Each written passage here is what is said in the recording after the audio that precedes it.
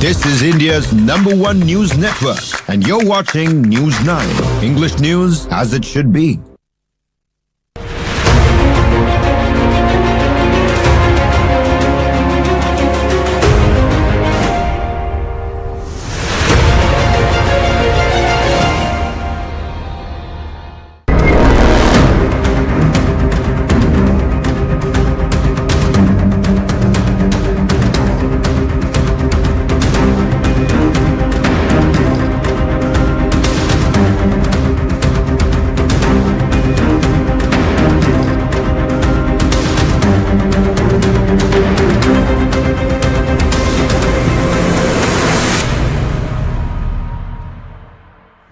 Hello and welcome. You are watching In Your Interest here on News 9. I am Krishna Kumar, and tonight we are diving into that fierce debate over the Sanchar Saathi app. Just days ago, the government issued an order that sparked outrage, mandating smartphone makers to preload this cyber safety tool, Sanchar Saathi app, on every new device sold in India. On the 28th of November, the DOT, or the Department of Telecommunications, issued a confidential directive to all mobile handset manufacturers and importers operating in India. The order, which was not initially placed in the public domain for consultation, sparked an outrage when the contents of the order went public. Critics from the opposition benches called it a blatant attempt at snooping, while the government insists that it's all about protecting users from fraud and theft. But now, with clarifications flying and Parliament buzzing, one question hangs heavy. Will the government withdraw or modify the order to end this growing contradiction? Let's start with what this app actually does. Sanchar Saathi. It's designed to help everyday users in simple ways. It lets you verify if your handset is authentic by checking its IMEI number so that you don't end up with a fake device. You can even report fraudulent calls, suspicious SMS or cyber scams right from your phone. If your device is lost or stolen, the app helps block and track it across networks. It also checks how many mobile connections are registered in your name, which can catch unauthorized SIM cards. Here's where the controversy erupts. The order from the 28th of November requires all new phones to be shipped with the Sanchar Saathi app pre-installed. Its features cannot be disabled or restricted. Legal experts point out that this makes it nearly impossible for users to remove it without rooting the device on facing compliance issues. It also has to be visible during setup like a core system app. For existing phones, the plan was an over-the-air update push within 120 days, with manufacturers required to report back as well. The deadline is tight, 90 days to roll it out, and penalties loom for non-compliance. This setup has raised alarms because the app asks for broad permissions: access to make and manage calls, read call logs, send and read SMS, use the camera, photos and storage, monitor network activity, and even run in the background at startup. The stated purposes are to detect fraud, register devices, scan IMEI numbers, and gather evidence for reports. Yet critics worry that these could reveal call histories, private messages, personal images or photos, or even enable constant monitoring without any real consent. The government's defense is that they've reported 20 crore downloads on this portal, Sanchar Saathi, and 1.4 crore on the app itself. In action, it has led to 1.75 crore fraudulent mobile connections being disconnected. More than 20 lakh stolen phones have been traced, with 7.5 lakh returned to the owners. Just in the month of October, 50,000 phones were recovered and more than 4 million lost devices have been blocked overall. Telecom Minister Jyotiraditya Scindia put it plainly today, and I quote her, "If you don't want Sanchar Saathi, you can delete it. It is optional," unquote. He stressed that keeping it or not is entirely up to the user, and the app only activates with explicit permission. अगर आप इसको अपने phone पे रखना चाहते हो तो रखो, अगर आप इसको डिलीट करना चाहते हो तो डिलीट करो। जिस तरीके से, उदाहरण के तौर पे, आपके फोन पे जब आप फोन खरीदते हो तो उस पे कई ऐप्स आ जाती हैं, जैसे गूगल मैप्स भी आ जाता है। अब आपको गूगल मैप इस्तेमाल नहीं करना है तो आप डिलीट कर लो। अगर आपको संचार साथी इस्तेमाल नहीं करना है तो डिलीट कर दो। इसका मतलब ये ऑप्शनल है सर। ऑब्वियसली डिलीट कर सकते हो आप, कोई प्रॉब्लम नहीं है। So it is a snooping app. I mean, clearly it's ridiculous. Now, where else do they want to, I mean, citizens have their right to privacy. Even all of you must be having a right to privacy to send your own messages to family, friends, without the government looking at everything. Is the government? It's not just one thing. It's not just snooping on the telephones. It's overall. They are turning this country into a dictatorship. So despite the telecom minister's verbal clarification, it clashes sharply with the original order, which explicitly barred disabling or restricting functionalities. The November 28 directive was sent privately to manufacturers like Apple, Samsung and Xiaomi, but by the 2nd of December, after political heat built up, the clarification came publicly. Meanwhile, reports indicate that Apple plans to formally reject the directive to pre-install Sanchar Saathi app on iPhones. So while the minister has clarified, the fact is that until the notification is formally amended, the written order sent to mobile manufacturers on the 28th of November remains a legal reality for manufacturers.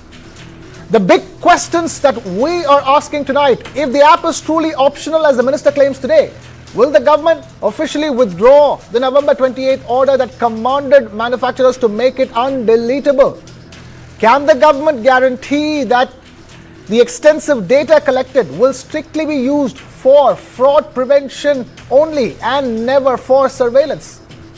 Are we willing to give up total privacy on our devices in exchange for protection against cyber fraud?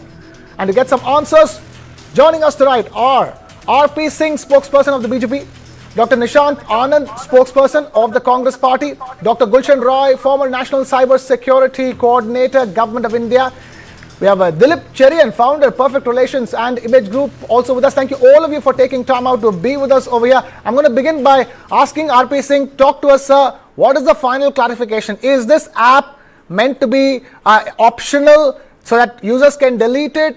And what was that November 28th directive all about? And more importantly, concerns here is that yes, cybercrime is rising, cyber fraud is rising. We need measures to mitigate it, but at what cost? Mr. RP Let me show you this app. Please see this carefully. This the app. Okay, Sanchar Saathi. Now I press this. It says uninstall. I uninstall it. It's here it goes. It's uninstalled. The app is gone. So I don't understand why is so much of noise on this. When app can be, minister is categorically stating that app can be uninstalled, and it's not mandatory for you to download the app also. If it's there on your phone as mandated by the government, then you can uninstall the app also. Okay. Then what was the November 28th directive all about? Where it states that it's compulsory, it's mandatory for mobile phone manufacturers to send it preloaded, and more importantly that there is no option to delete it. Well, preloaded, yes, it should be compulsory. That if it's there on the app, it's there on the phone, then you can use it or not. You don't want to use it. But as Minister has already rectified and said that it can be deleted, it can be uninstalled from the phone. So we have to go by what Minister has said today. Fair enough. Fair enough. Dr. Nishant Anand, there is a final clarification coming in from the center that at the end of the day, this app is not meant to be, compulsory, mandatory. It comes preloaded, but users have the option to delete it and not register themselves in it. Then where is the problem? Good evening to everybody. See, the Sanchar Saathi app is the Modi government Pegasus 2.0. Only this time it is not limited to opposition leaders. It is aimed at every single citizen of the country. Now, what is RP Singh saying? That it can be uninstalled, but what is the PIB India saying on Twitter? That it clearly says manufacturers must ensure the app is easily accessible during device setup with no disabling or restriction of its features. Now, this is the government letter signed by Pranay Divakar, ADG. Clearly written that ensure that the pre-installed Sanchar Saathi application is really visible and accessible to the end user at the time of first use, and its functionalities are not disabled or restricted. See, a pre-installed, non-removable app that can read your call, messages, location is an unacceptable overreach into people's lives. But this is literally, yeah. Dr. Nishant Anand, we just saw the fact that, on RP Singh's phone, that you can delete the app. At the end of the day, if you have the option to delete the app, how can anybody snoop on you? So I read what the government mentioned. I read the statement mentioned by them today at 12 o'clock. Now, the DOT's direction to pre-install the Sanchar Saathi app on mobile handset is an attack to the privacy of common people. It is basically an attack on the Constitution too.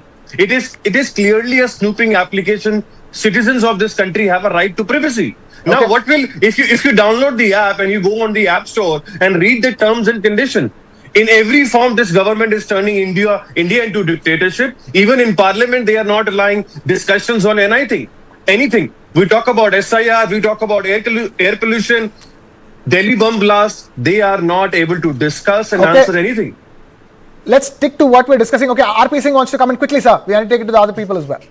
Well, I reiterate, this ad can't read your messages. I mean, just the government PIB, listen to your calls, access your personal data. Telecom is nothing of this sort. And also, it's up to you to, you give access to that. It's up to you to decide whether you want to give the access to all this or not. Any app you download is up to you. And there are preloaded apps already there on the mobile. There are a lot of preloaded apps. Google Map, there are many other apps which are already preloaded. You don't want it, you uninstall them. It's very simple. And I have to go by what Mr. is saying. Give me a second, please. Okay. What is there in the document? I go by what is Minister's word, today's Minister's word. That document can be revised also. Okay, document can be revised. Then where's the problem, Dr. Nishant Anand? Why does the government want to know what citizens talk about and their family and friends? And why we are not witnessing this for the first time? We are not witnessing this for the first time. Look at what they did before with income tax, RTI. They have been doing it. It is always the same. You remember what you did with Sachin Pilot and MLAs who came on record and said that our phones are recorded? Questions, you remember less accountability, more darkness. The Pegasus scandal proved that we feared. Phones of more than 100 Indians were hacked, and opposition leaders, judges, journalists, even union ministers were snooped on. We remember Pegasus. What was the court order? This is what BJP does. Do you remember what did the court said there? Scanning, let me just show to you. peeping into confiscate control. This is not done. This is the hallmark of BJP regime. Okay. Stay with us. Let me take this across to Dr. Gulshan Rai, former National Cyber Security Coordinator, Government of India. Dr. Gulshan Rai, it is that fine balance that needs to be struck. The rising case of digital arrests and cyber frauds and cyber thefts, definitely demand counter action. But where should one draw the line? And do you think the Sanchar Saathi app draws the line at the right place? Sir, please unmute yourself. Dr. Gulshan Rai, please unmute yourself. The problem of tracking the lost phone is really a genuine one, and the problem is surmounting day by day. Normally the phones are tracked by using the IMEI number, which is a unique part of every phone there.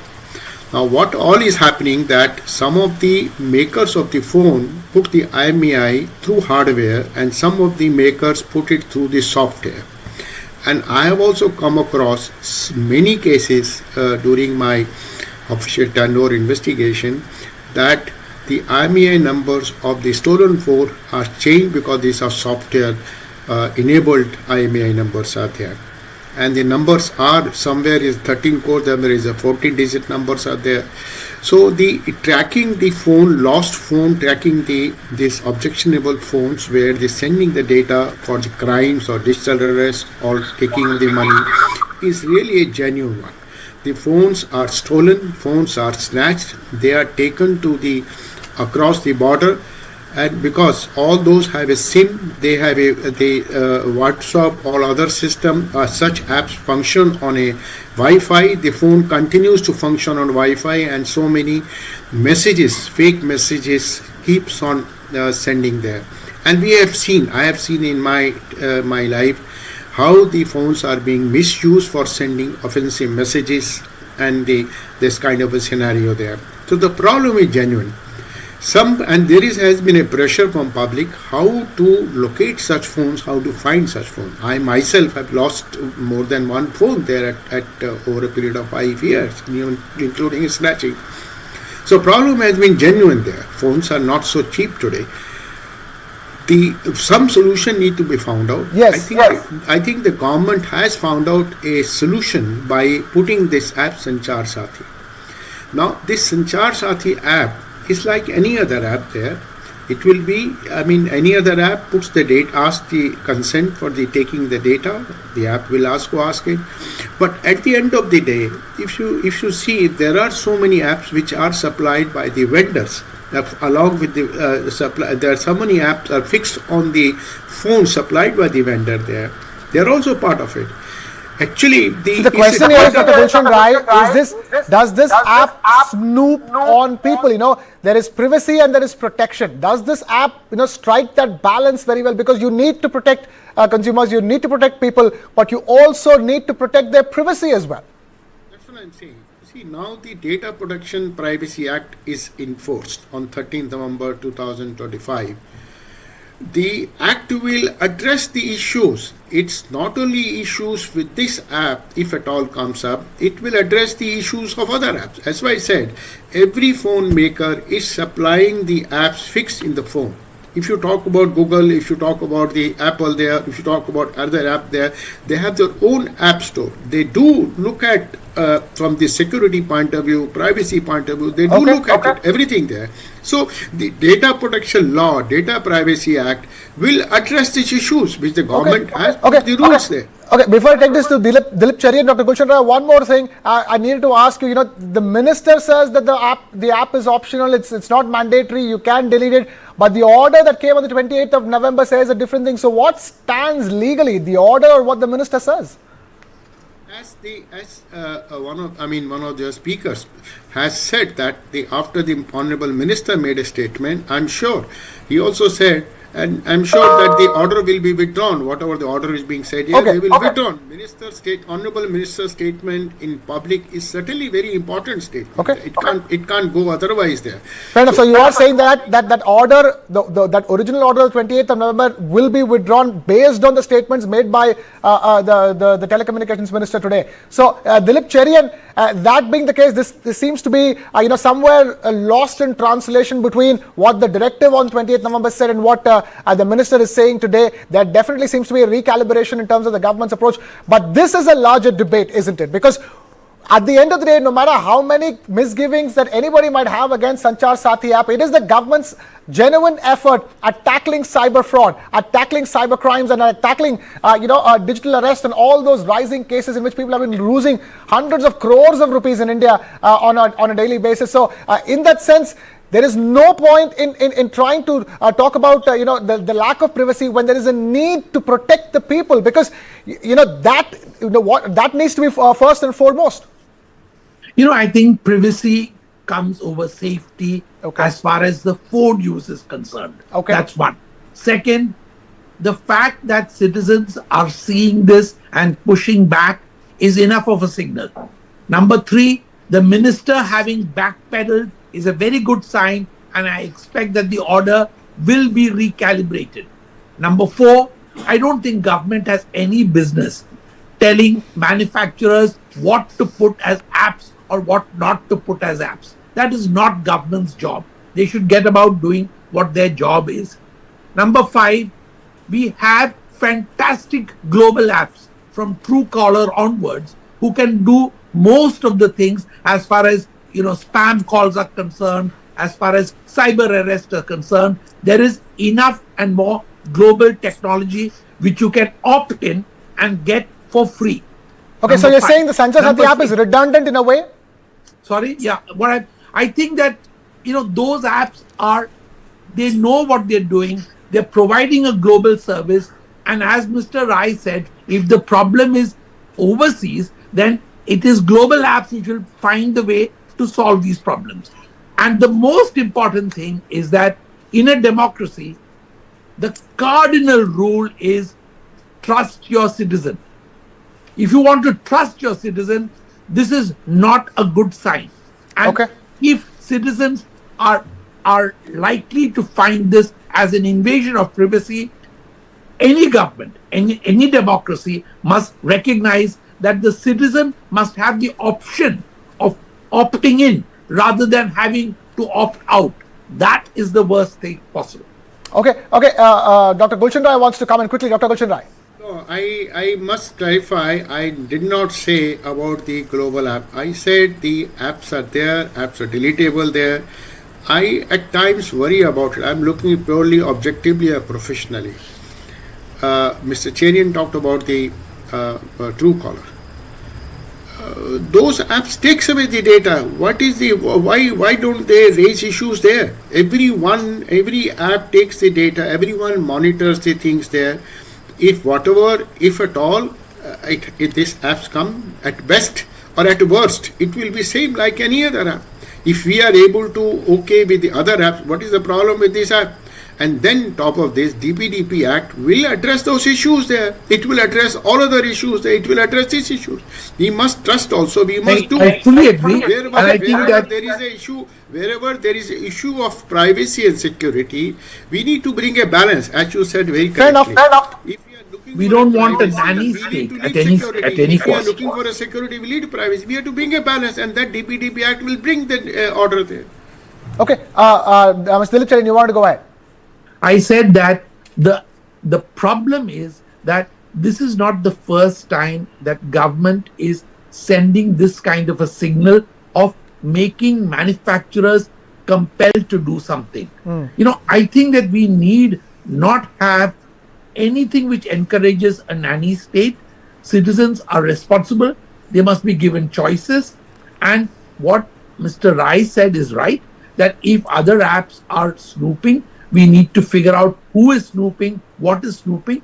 And in fact, snooping needs to be prevented by government rather than encouraged by mandating an app. Okay, RP Singh, and that's the point here, isn't it?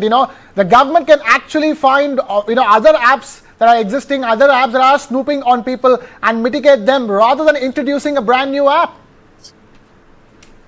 RP Singh. There are already apps which snoop on you. I mean, what habits you have, what do you eat, for how long do you sleep, what do you wear, what are your choices? I mean, you get everything. You just search for anything on Google, and by another 10 minutes you'll start getting ads related to that subject or that material itself. So that's quite decide. But again, I go by the minister's word. I'm sorry, Mr. Cherian, after minister has put a word, there's no question left. That it is not mandatory. It is up to you to. It will be there on the phone. It will give me a second. It will be mandatory for mobile manufacturers to put on the phone. It won't be mandatory for the public to whether to use it or not. They can install it even after it being put on the mobile phone. But again, let me reiterate. Well, there is a lot of fakery which is happening on name of mobile activity, and a lot of people. Let me just read it for you. 4.15 million mobile devices have been blocked for the misuse because of this. I mean, this is there. 2.614 million stolen phones have been successfully traced after this app was launched from January. Almost 28.9 million citizens verified the SIM cards issued in their name, and based on that, scam was something like 648,000 scams and frauds have been reported. So this will help to check on the fraud which is happening. But yes, as opposition is, they have to make noise without any reason, and they don't believe. Dr. Nishant Anand wants to come in. We're coming out of time. Dr. Nishant Anand, go ahead. I want to tell RP Singh, the food application installed on the phone will monitor your phone. An app for ECG will monitor ECG. So there is clarity from those applications which are available on App Store or Google. Now, there is no clarity on what they will do with our data. Honestly, no reason to believe they will be transparent. Now, it opens up one giant backdoor on every phone. Tools like this will end up being used to keep tabs on people, what they speak, what they do. Forcing phone manufacturers to go along with this is economic bullying. Every time the Modi government pushes technology, please don't interrupt. Please don't interrupt. Care to listen. Care to understand. Okay, one at a time. I was listening to you say, every time the Modi government pushes technology for your safety, they say it is for safety, it's end up being used to watch, track, silence people who ask uncomfortable questions. The risk is immediate. It is intrusive and it is deeply concerning for devices that are already manufactured. Companies must install the app via software updates. That is the notification. The manufacturers such as Apple, Samsung, all the Vivo, and they have already been notified. So as I said, this is Modi government Pegasus 2.0. Okay. We're running out of time over here. One last comment from Mr. RP Singh. You wanted to comment? Well, do you remember the ministers and the MLAs in the Ashok Gehlot government stood up and said our phones are being tapped? How can you forget that? Who's into Bollywood tapping and snooping? We all know that. Remember Mr. Pranab Mukherjee, the then president, what did he has to say about his snooping thing which happened to him? So we all know that. You don't need to tell who snoops on who. 5 seconds. In every form, this government is turning India into a dictatorship. Even in parliament, they are not allowing discussion on anything. And this application is another addition. It's not my way or highway. You are a dynasty. You think you can run country as per your wishes. It's not that your country can be run as per your wishes. It has to go on by the parliamentary rules. Okay, fair enough. We're completely out of time over here. RP Singh, Dr. Nishant Anand, Dr. Gulshan Rai, and Mr. Dilip Charin, thank you so much for taking time out to be with us here on In Your Interest. And with that, it's a wrap here from my side. Thank you so much for watching. This is Krishna Kumar signing off.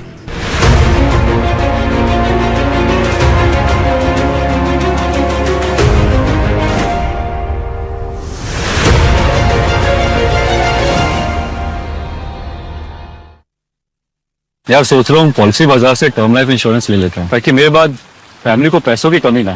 तू भी ले ले यार, अभी तो young है यार, बाद में देखते हैं। आजा। पॉलिसी बाजार पर 0 GST के साथ अब 1 करोड़ का टर्म लाइफ इंश्योरेंस सिर्फ 400 रुपए महीने से शुरू। ये बेस्ट है मैम। पर पहले वाला क्यों नहीं? This one's for you. Birla opus insurance देने के लिए। ऐसा क्या है इसमें? Advance quality. 1 साल में पेंट को कुछ भी हुआ तो पेंटिंग वापस करके देंगे। वापस करके देंगे। वो भी फ्री। पटेल भाई, you're a rock star. Quality पे इतना कॉन्फिडेंस, इसलिए बिरला ओपस इंश्योरेंस रजिस्टर करो birlaopus.com पर। Breaking news. Major disruption is expected this week. Yes, disruption confirmed. That's me. Relax. No scams. No scams. Just my brand new show, News Caustic with Cyrus.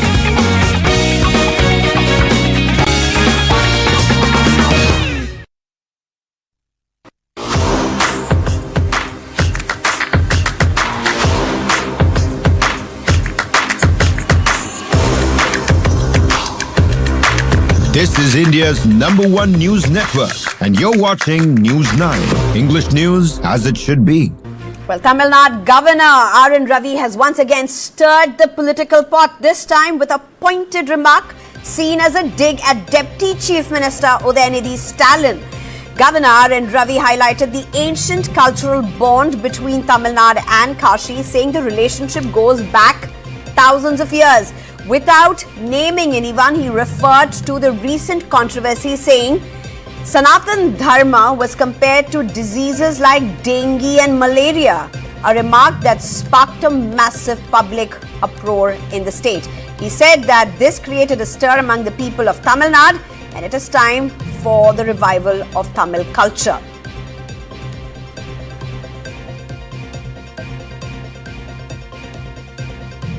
ये दुर्भाग्य की बात की आजादी के बाद निहित स्वार्थ से प्रेरित कुत्सित राजनीति ने यह प्रयास किया कि वो उस आध्यात्मिक संस्कृति को जो हमें जोड़ती है, हमें एक करती है, एक भारत श्रेष्ठ भारत का भाव देती है, संदेश देती है, उसे खत्म करने का प्रयास किया।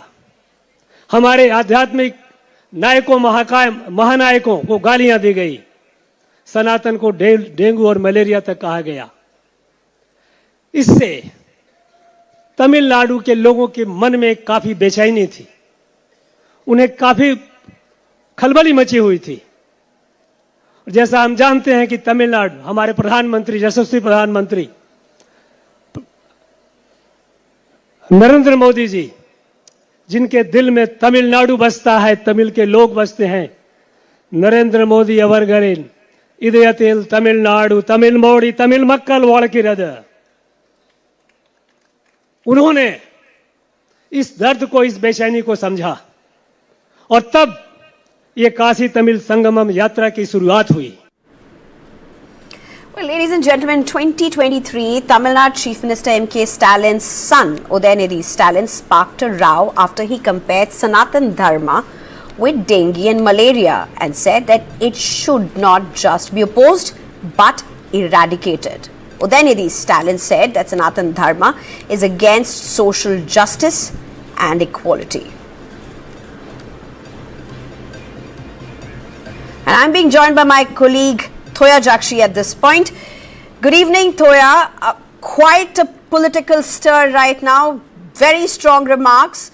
Recourt literally of something that had haunted DMK for quite a long time.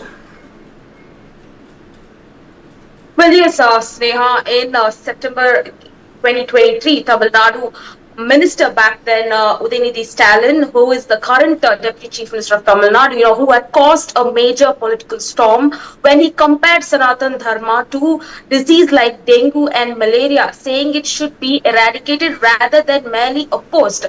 But today, the Tamil Nadu Governor, Mr. R.N. Ravi, who highlighted the ancient culture and cultural and spiritual links between Tamil Nadu and Kasi while addressing the inaugural ceremony of the Kasi Tamil Sangam, which is happening in Varanasi right now.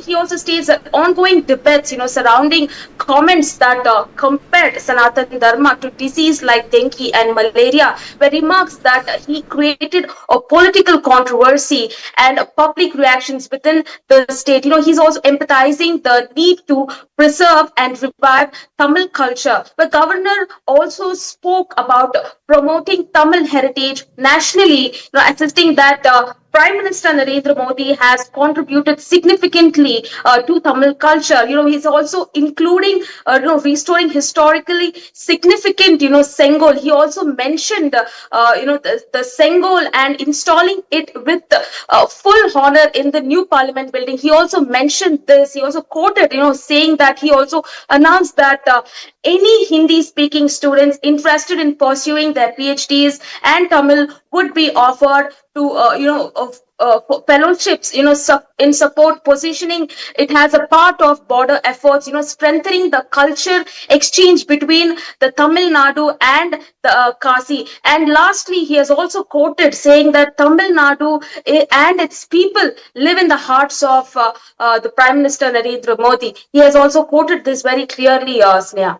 Right, Thoya, in fact, stay on with us because this entire Tamil Kashi Sangamam 4.0 as it is also very important considering Tamil Nadu is one of the states going to elections in 2026. And with the governor saying what he has very direct political messaging, bearings on a state that is going to vote. Well, in fact, the governor has directly hit out on the state government when we also see on the other hand in 2023, during the COVID, while Udayanidhi Stalin was addressing a speech, while at that speech, while he spoke, he has made few controversial statements of Sanatan Dharma, calling it as dengue and malaria. now he is directly hitting out on, these remarks, ahead of 2026 Assembly elections in Tamil Nadu. But let me also tell you something, Sneha. This Kasi Tamil Sangam, which is happening this year, the 4.0, it is mainly focusing on the language. It is mainly focusing on the culture, and it is also mainly focusing on the two, states, two cultures, getting together. That is why the governor of Tamil Nadu, Mr. R.N. Ravi, has also clearly pointed out on, if at all any Hindi-speaking students interested in doing PhD in Tamil are welcome. This kind of welcoming he has given in today's inaugural speech, and this is going to create a huge huge statement in the state of Tamil Nadu, because he has directly hit out on state government. So we'll have to wait and see what the state government is going to react to this now. Right. Theojakshi, thank you very much for joining us with those details. Of course, we'll be tracking this very closely. Moving on, the Karnataka power tussle now has a very interesting price tag drive from BJP. A new challenge for Siddaramaiah and DKS, with BJP bringing a price tag twist to the narrative soon after the breakfast, the nutty chicken breakfast. Reviving the infamous 2016 luxury watch controversy involving Chief Minister Siddaramaiah, the BJP is now accusing him of once again flaunting opulence this time. This time, a Cartier reportedly worth over 43 lakh rupees. On social media, BJP Karnataka fired a sharp shot, saying, Mr. Siddaramaiah, your definition of socialism seems to come with a very high price tag. While Karnataka battles drought and crumbling infrastructure, our simple socialist, quote-unquote, Chief Minister flaunts a Santos de Cartier. The post read, the brand changes, socialism remains expensive. The tribe clearly aims to sting, painting the Chief Minister as a leader disconnected with public hardship, yet dripping in luxury gear.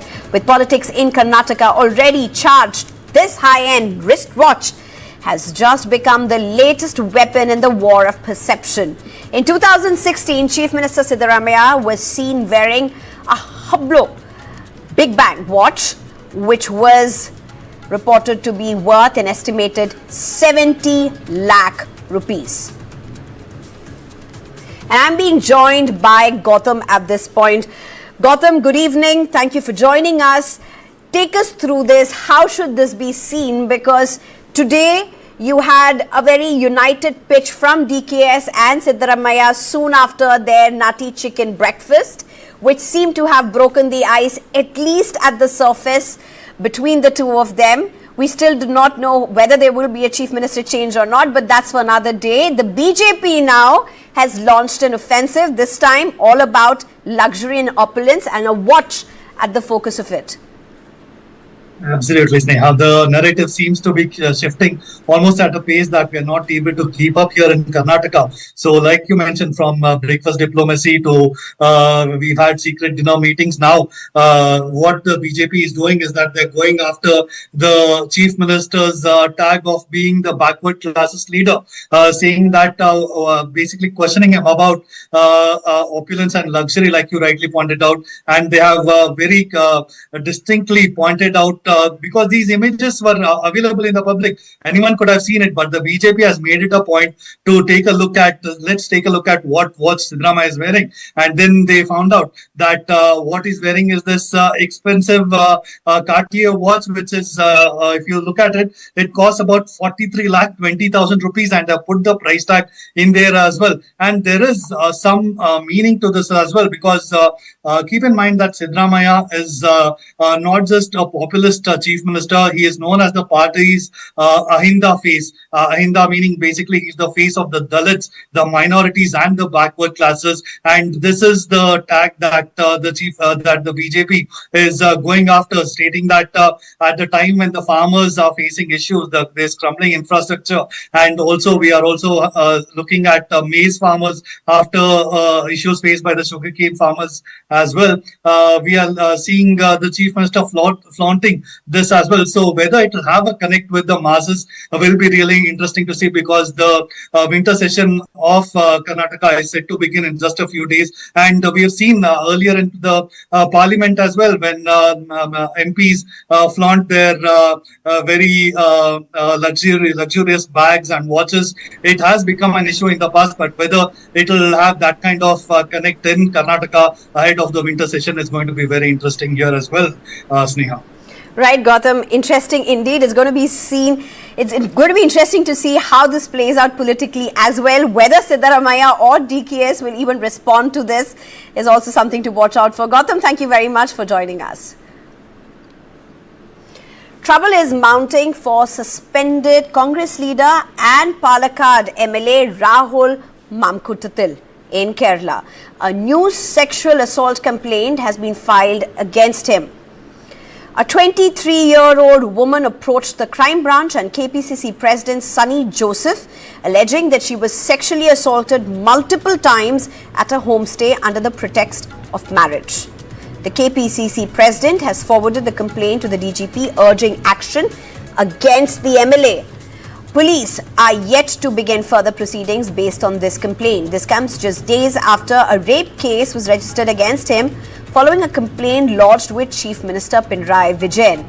The 36-year-old MLA has filed an anticipatory bail application in the Trivandrum Sessions Court. Remember, Rahul Mamkuttil has faced multiple allegations of sexual harassment in the past. He had resigned as the Youth Congress state president and was later suspended from the party's primary membership.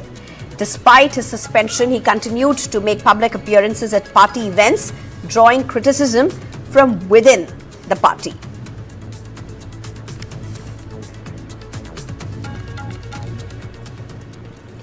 Well, it's time for a very short break. On the other side, we bring you the absolute chaos in Pakistan as the country is literally at the brink.